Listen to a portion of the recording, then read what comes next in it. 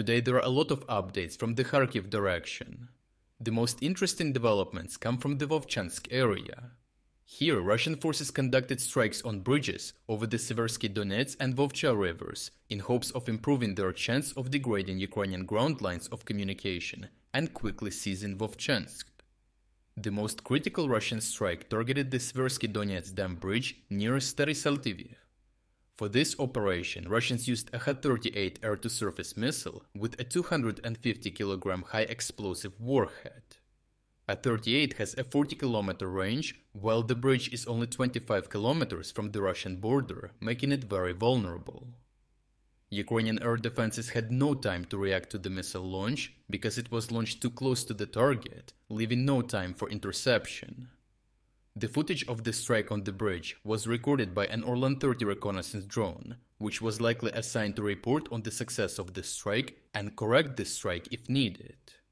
This bridge is the most crucial supply line connecting the group of forces in Kharkiv with other Ukrainians defending both Vovchansk and Kupiansk.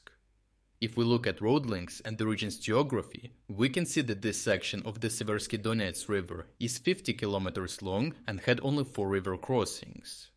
With the bridge near Rubizhne being destroyed during the first Kharkiv offensive, and with the bridge near Buhrovatka being too close to the front line to be used for relocation of substantial forces, Ukrainians were left only with the bridge on the Pechenihai Dam as the only remaining Ukrainian ground line of communication to Vovchansk and Kupiansk.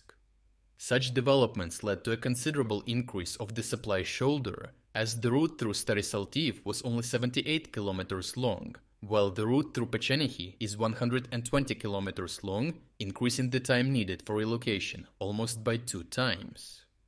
The key idea behind destroying all the bridges north of the Pechenihi Dam was to quickly isolate the battlefield east of the river by preventing Ukrainian forces in Kharkiv from supporting Ukrainian forces defending against ongoing Russian attacks near Vovchansk. The rapid degradation of Ukrainian ground lines of communication was meant to facilitate a rapid seizure of Vovchansk while inflicting minimal damage to the town. The Russian military command likely chose the seizure of Vovchansk as one of the key tactical objectives of the first phase of the offensive operation in northern Kharkiv Oblast, since Vovchansk is the largest settlement immediately on the border that would provide Russian forces a staging ground close to the Russian rear to prepare for and launch the second phase of the Russian offensive operation. In order to preserve the town for later use, Russian forces attempted to take it by conducting an encirclement operation instead of a head-on assault.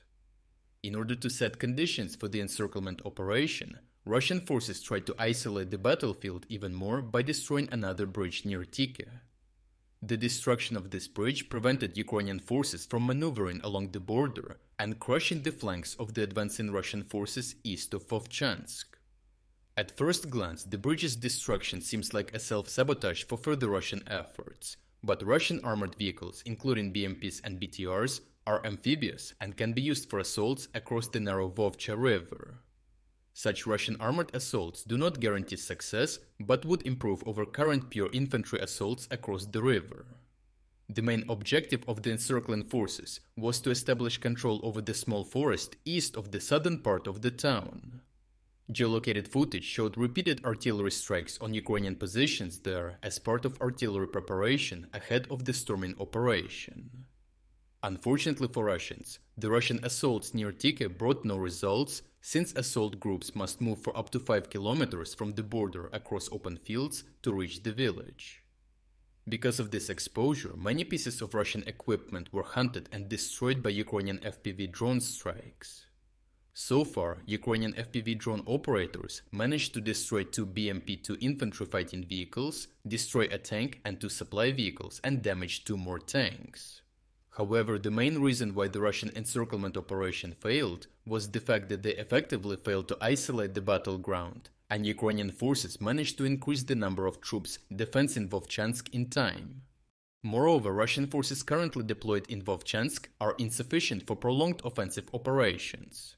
At this moment, Russians have deployed 8,000 troops at most in the whole Kharkiv direction, meaning that they have 5,000 troops at most in the Vovchansk area.